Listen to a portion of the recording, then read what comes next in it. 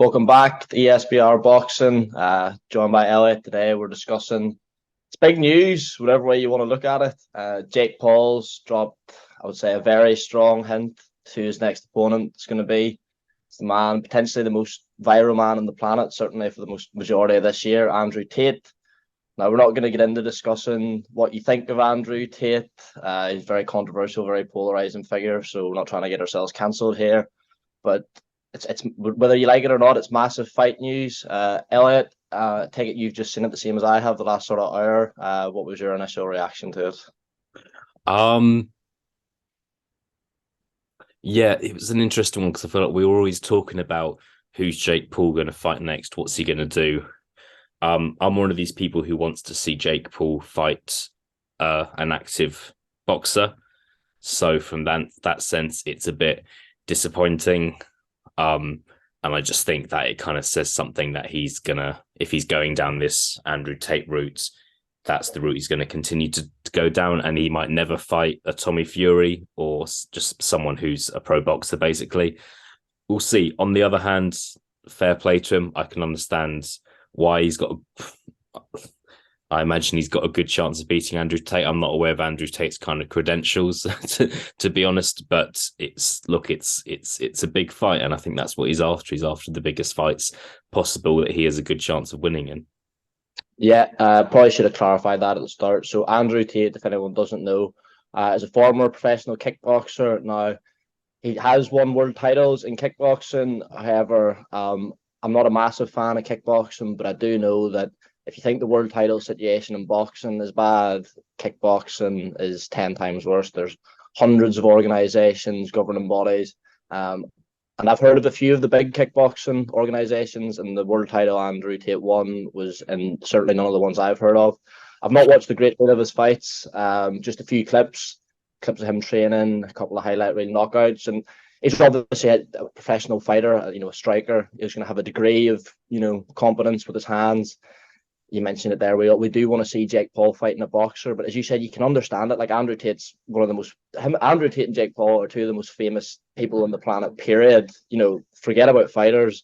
Yeah, it's a potentially bigger fight than the KSI fight. I think it is. Yeah, Andrew Tate is massive. You can't. You open up any app and you see Andrew Tate on it. Like my mum, aunties, uncles message me if I do as Andrew Tate. So no, it's a huge fight. I think, as you say, this was sort of going to be the turning point, wasn't it, after this Anderson Silva fight for Jake Paul? So you've got Silva, who technically a professional boxer, got a record of 3-1, but 47 years old. Obviously, Andrew Tate a lot younger than that, but not really the route we wanted to see. As you say, the Tommy Fury fight's looking off the cards now, but yeah.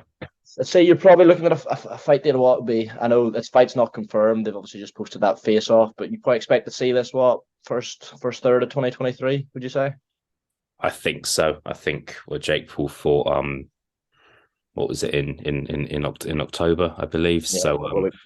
Yeah, so so I think that would suit him. But we don't know. Look, I think that face off that we've all seen earlier this morning, Andrew Tate looks like he trains now. So yeah, I think you'd imagine that's a possibility. February, March time next year, maybe. But you don't know. I mean, I've seen some suggestions that they're actually quite chummy with each other. Right. Whether that's true, we don't know, but it's an opportunity for them to both make a lot of money. Yeah, 100%. I mean, financially, this does. I mean, Fury, AJ aside, even that, it would be close, I think, in terms of the commercial sort of success of a fight. But one thing I would just add on Andrew Tate's credentials as opponent is a couple of the criticisms Jake Paul's got is, fighting smaller guys and guys who obviously with the Anderson Silva stuff, and even Woodley was sort of past it to an extent. Andrew Tate's only 34, 35, so he's old, but he's not an old man, and he's considerably bigger than Jake Paul. So if there's sort of any positives you want to take from him as opponent, I think those are two you can maybe look at. Yeah, absolutely. No, we'll see. We'll see if it gets announced. I feel like I've only got one question for you, Danny, at this point, and that is, if this happens, will you be watching it? 100%. There's no point me sitting here pretending to be Mr. Hardcore boxing and saying I'm not going to watch that. You know, I could enjoy the best of both. I watched that Yeah. Japanese light flyweight title fight last week, and I watched this. Like, you know, what I mean? It's entertainment, isn't it? The build up will be the build up to this could be the best build up to any fight of all time. I'm gonna Yeah. say it now. The back and forth, two like massively different characters, but there's sort of similarities in a Yeah. sense. But both obviously controversial, as I say. The only sort of thing that's just sort of came in my head there, obviously, there's been Andrew Tate cancelled. Essentially, it's been deplatformed from YouTube, Instagram, TikTok, everywhere. He's more or less completely blacklisted. Do you think there's a chance that if he is confirmed as opponent for Jake Paul, that you could start to see sort of like another like online social media campaign, sort of saying, you know, Jake, why is he fighting him? He said this, he said that. You know, the people who don't like what he says, is that a possibility? Yeah, I think so. I think there will be a backlash if he does fight this person, because if he fights Andrew Tate, then that gives Andrew Tate a platform to speak, basically. And if he's on a doing a press conference and there's millions of people watching this press conference, or doing a post fight interview, then yeah, he kind of has a voice which he doesn't currently have on social media. I've seen comments made by Logan Paul, in the sense of saying, I think Logan Paul pretty much said he would have no interest in fighting Andrew Tate himself, because he doesn't want to give him a platform or a voice.